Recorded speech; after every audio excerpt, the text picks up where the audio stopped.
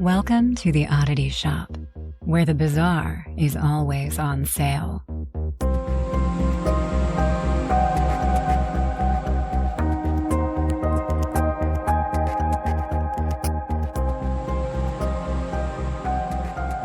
Hello, everybody. Welcome back to the Oddity Shop, where we tell you creepy, odd, weird stories from around the globe. Although we've been kind of focusing on us these last couple of weeks, but I am one of your wonderful hosts, Kara.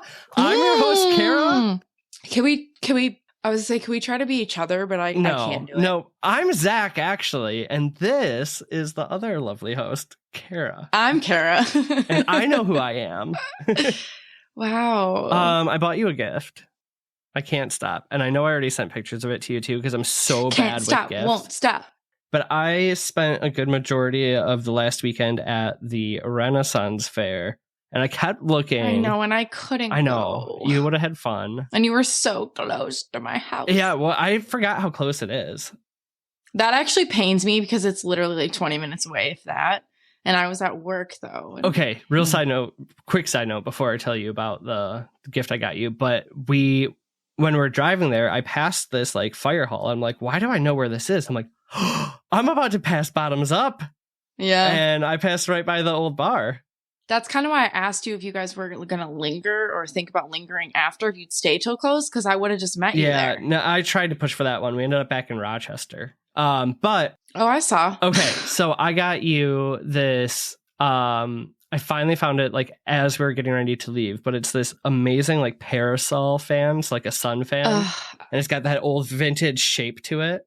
Well, it's more of an umbrella. No, it's a parasol ish, because it's not big enough. No, I know, but you said fan. Fan. Oh my god, fan. Umbrella. You're right. Yes. But it's a Ouija board print one, and I'm like, yes, Kara does need this in her life, so I bought it for you. It's so cute. And what did I instantly say? I think you instantly said we have to stop. Supposed to be saving money. We have to stop buying gifts for each other. Yeah. But also, I want it now. Speaking of gifts, Carlos got me a gift. At least it wasn't one of us this time. So my husband came home. One of our friends, me, Zach, and Aaron's friend, Carlos, they work together. But he's like, Carlos went to the mall and bought you something. And I was like so confused because like, why? That's so odd. So Carlos is obsessed with Crocs. I will not get on that bandwagon. But he was at the Croc store apparently. And you know, gibbets are what they have go name? Into the Croc holes.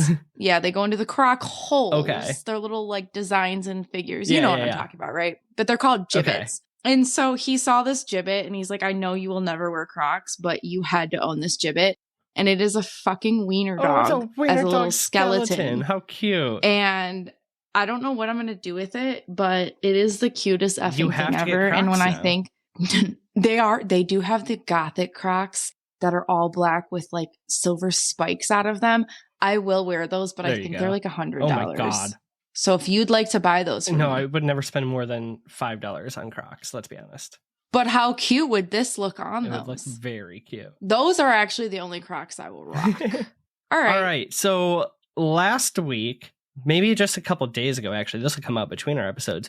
We promised you at the end of our spooky stories some Q&A from our listeners, and we talked way too long, which we're really good at doing. So you get another bonus episode this week with some Q&A from listener write-ins. Oh, so sad. Another episode.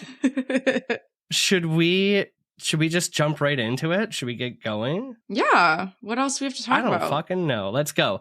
All right. So the first question we got written in was, why did you decide to do a podcast? I think because we're both freaking weird and our conversations on the phone were getting like so wild that we thought, you know, we're so cool and people should hear this. I think we kind of had like a moment because I remember I told you about My Favorite Murder, which got you on podcast. Yes, that's actually true. I had never listened to a podcast before that. And you were like, you need to listen to this. And I kept saying no. And mind you, we had been friends for years at this point. But like all of a sudden one day we started talking about, we had never talked about our odd paranormal weird things. And we started talking and we're like, why have we never talked to each other about this?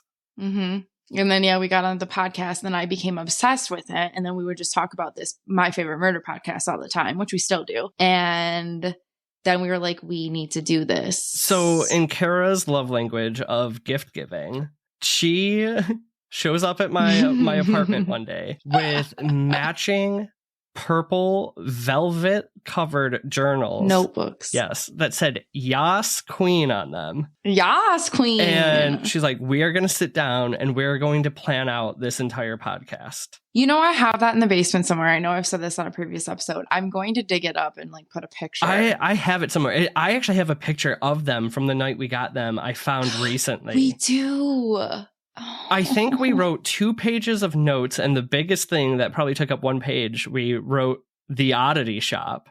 Yeah. And then because somehow we talked about it. I moved away. Mm-hmm. Kara got really mad. She's like, well, now we can never do the podcast. I'm like, well, first of all, technology. Well, because at that point, I don't know if people are doing podcasts virtually. No, they were, I think, mostly in the same room. But we kind of joked about it in about almost a year ago, probably a couple more months than that. We got really serious about like, well, honestly, we were both talking about the fact that we went to the bars too much and didn't have enough hobbies. And we're like, are we going to finally do this? Well, and honestly, we're both the people that are like, what is our purpose in life? And this is not a purpose. Like we wholeheartedly get that. But what I mean by purpose is like, what are we doing? Right.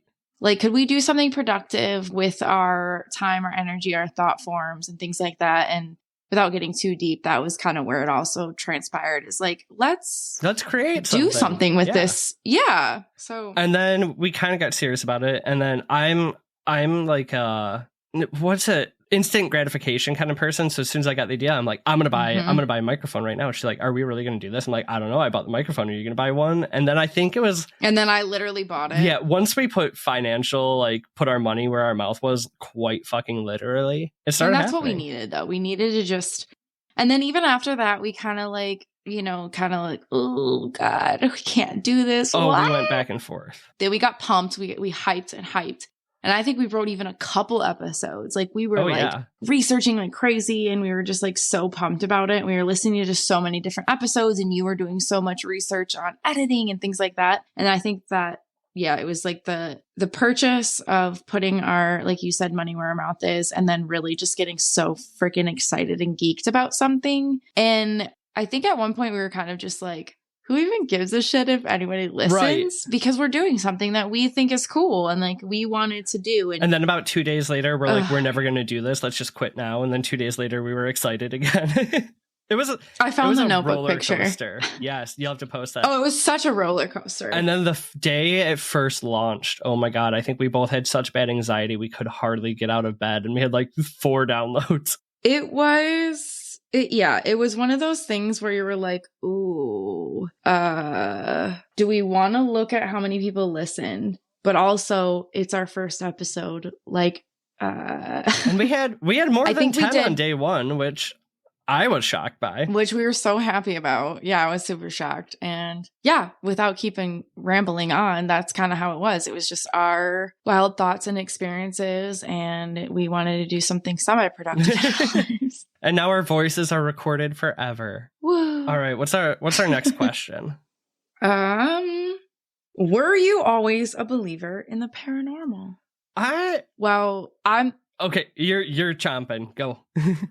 No, I was just going to say we did just have an episode of our experiences would probably answered this, but I would say, yeah, there was never a time where like, I was like, oh no, aliens and ghosts don't exist. I 100% was like, I've always been a skeptical believer and even have trouble like sometimes believing my own experiences from years ago. I'm like, did that actually happen? But yeah, 100% I've always at least believed. I will say that this is coming out after our experiences, and I do just want to put an edit in there because I text you after and you and I were laughing because my mom's like, sweetheart, I was telling her about our episode and she's like, you did not go see E.T. in theaters because it was out like however many years before you were born. And I was like, no. And then I text Zach that and he goes, no, I saw it in theaters. I feel like it's well, apparently like one of those things where they like put it back in theaters. Cause I feel like I remember maybe, but she said no. But anyway, aside from that, yes, I've always been a believer since I was little tiny tot because there were aliens living in my laundry room.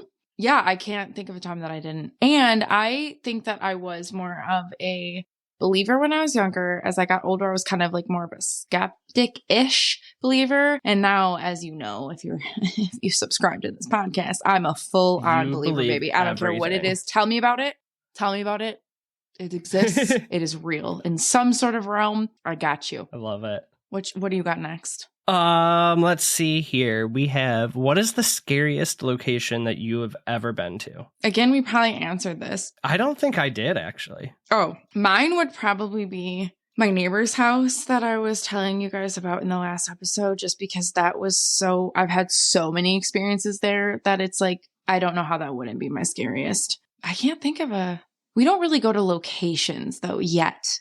You know what I mean? Like, so. Speak for yourself. You didn't go on my family vacations. Well, you know what I'm saying? Like, this is for both of us, so I guess not really together. But yeah, like, I mean, investigating, we haven't really gone to locations to investigate. So I would say probably my neighbor's house, just because it was wildly haunted.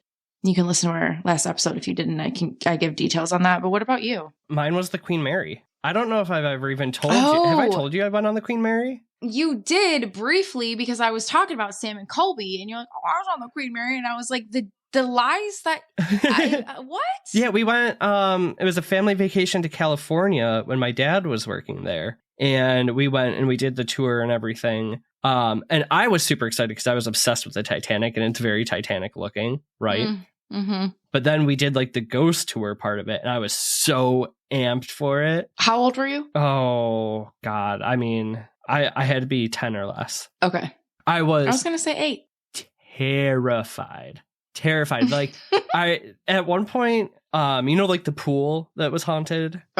It's highly haunted. So it's not even opened. Well, it used to be. So the ghost tour would go through that portion of it, and going in there, they had like they put up the theatrics, right? Like, but for 8-year-old me, but they had like splashing sounds and lights, and like. There's another room where there's like a little projector kind of ghost thing. And I was just like, I was not having it. But the vibe in there was still very... Do you remember the girl that drowned in there or was said to? I remember the story of it because that's what they were telling, but I can't remember her name. Okay, I'm going to look it up because I want to know. Wow. I'm jealous. You should be. Oh, Jacqueline. Is that her name? Sounds familiar. I mean, this was 22 years ago, roundabout. Okay. Wow. Yep, that would definitely probably be the scariest for sure. Yeah. If I went Terrifying. There. Wouldn't know. I want to go back though.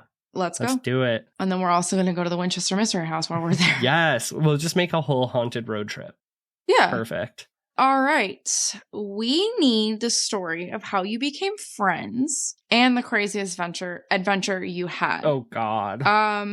Okay, so I'll take the how you became friends. Okay. We worked with each other, and I think I had gotten hired in maybe a month or two before Zachary. You were hired in 2015, right? The end of it. So November 2015. And I started February of 16. There you go. February. I said it your favorite way. I love it. So anyway, we didn't necessarily instantly become friends because I'm very closed off and bitchy when new people come around. I've gotten better at it. If you listen to the last episode, I talked about it. I'm like very closed off because my emotions. I'm going to correct that. Oh. We didn't instantly become friends. That is somewhat true. Kara would not be friends with me, and I wanted to be her friend so badly. There was like, so they didn't really assign me anybody to train me. So I'm like, I'm gonna just kind of, well, I didn't listen, and I just followed you around. I'm like, I want her. She seems cool, but like, you were so closed off that I was like I was like trying to hug a brick wall. Oh God. So anyway, what really I think made us become friends or solidified our friendship. This is a moment in my brain. We were all, a bunch of us, our friend Sarah and you and her partner Ashley were all going to a drag show. It was a drag show in an old burlesque bar. Okay, so I was like, Sarah said, well, why don't you should come with us? And I'm like, okay. And Sarah and I have a really fucking cute picture of that from that night. No. You and I do not have one. For good reason. We have a cute picture because that was the era of, this was 2016, baby. I've said about it on this podcast before, but that was the makeup era of the eyebrows, the eyelashes, the fucking lips. I had a sequin 4-inch dagger nails. Oh, yes, baby. And Sarah and I have a really cute fucking picture. I'll ask her if I can post it for this episode because it was really cute. But anyway, so I'm like, yeah, I'll tag along. So I did exactly that. And this is when you and I just remember distinctly standing outside. You had a great night. You and Ashley had a great night. Sarah and I were like, these two are wild. And first of all, I was 22. I think I was less than a year out of college. Mm-hmm. And I had adult money for the first time. So I was having fun at the bars. You were. When I say fun, no one was mad. It was a great fucking night. You and Ashley were dancing all over. I was like loving it because I had the gays everywhere, baby, telling me what I want to hear, that I'm pretty. And I was like, this is fabulous. And I just remember you and I standing out in the parking lot, just, when you smoked, thank God you don't anymore. And you were just. I was setting appointments for work. But this is when you were like, I've always wanted to be your friend. Really? You should have told me. I didn't know. Then I continued to drink, and you and Sarah literally you set so many appointments. Okay, so I'm standing outside smoking. I'm just setting appointments for work because we worked sales. And my last memory of the night is one of my arms on Kara's shoulder, one on Sarah's, and you guys dropped me off at my house. My roommate opens the door. Wait, let me tell you first. Oh, no, we did drop you off first. Yep. She opens the door and I just booped her on the nose. And she looks at me and goes, why are you covered in dirt and glitter? And I'm like, don't ask. So then Ashley's passed out in the back, right? She's gone. She's been gone. So Sarah's driving. At this point, Sarah didn't drink. And so I'm like in the passenger seat. She's like, do you want to get Taco Bell? I'm like, yeah, let's get Taco Bell. So we're getting Taco Bell. You know what's really great about this whole entire story is that while we're getting Taco Bell, we were talking about my husband, who is not my husband, nor was I dating him. Weird. We were talking about how amazing he is. And Sarah's like, he just really needs to find somebody like great. Like Aaron is a great human. I love him. I've known him for so long and he's just like so great. And he just needs to find somebody great. And I'm like, yep.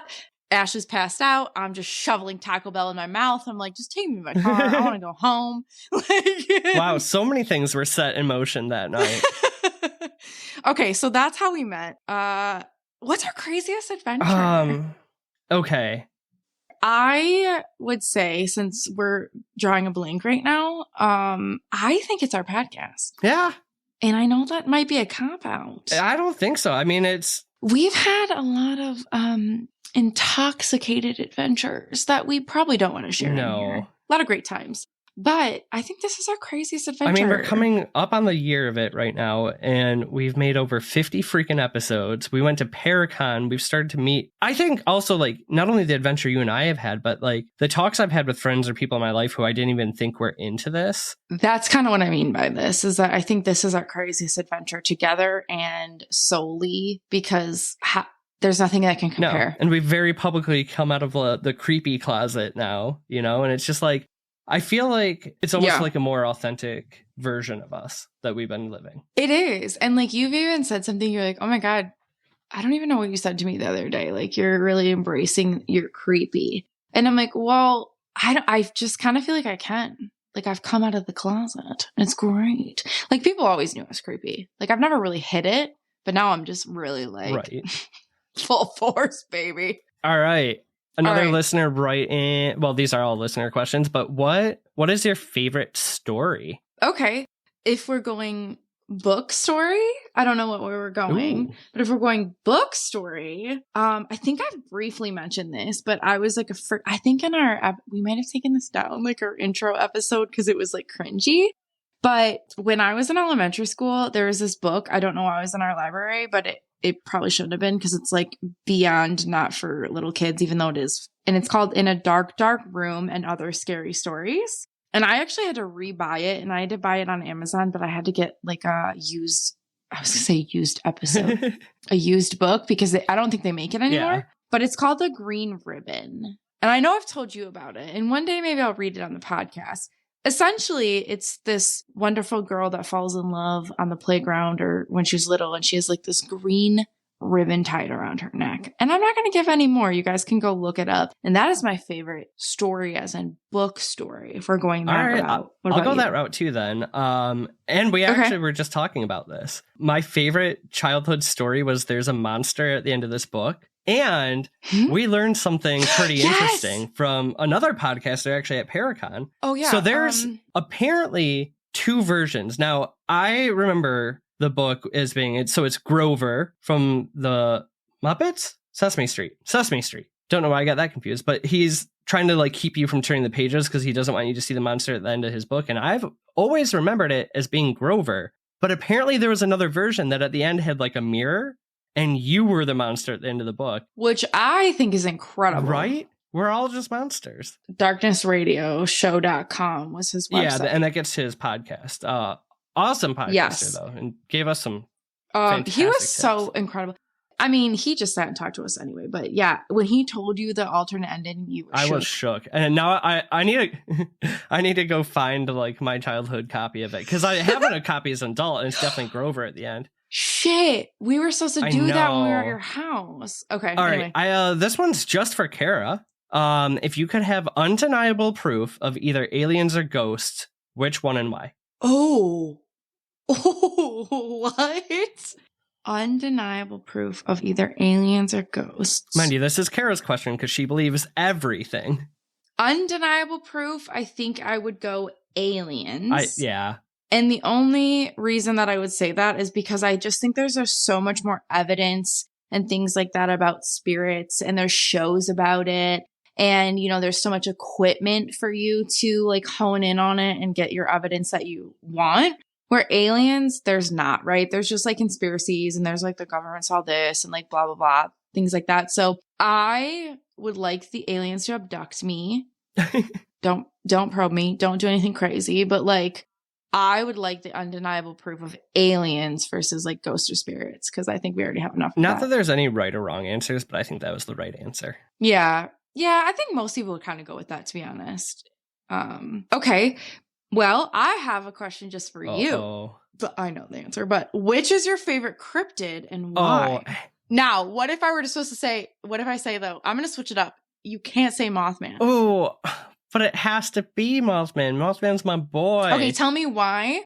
Tell me why Mothman. And then an alternate. Okay. Mothman. So, yes. As a kid, my bedroom door was angled in such a way that if I opened it an inch, I could see the entire living room TV. And my parents loved horror movies. And I started watching the Mothman prophecies from there. And I was like scarred at a young age. So then I got a little bit older and I rewatched the whole movie. And I was like terrified by the Mothman for some reason, right? And people always said it was like, oh, it wasn't him, it was Sandhill Cranes, whatever. I was terrified of the Mothman for years and years. Then I almost got dumped out of my kayak by a Sandhill Crane, and I'm like, agent of the Mothman. And now you have a fear of them. But it's like, I don't know where it changed from this fear to me being just absolutely obsessed with him, but he is my favorite cryptid.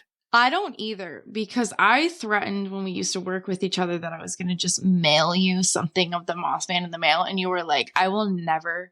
You were so serious. You said, that's not funny. I will never speak to you again. We are not friends.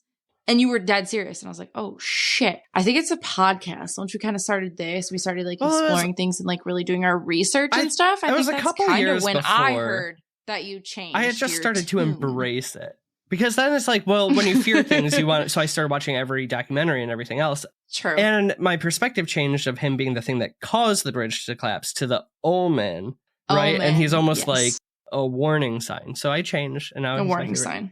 If I had to pick a second.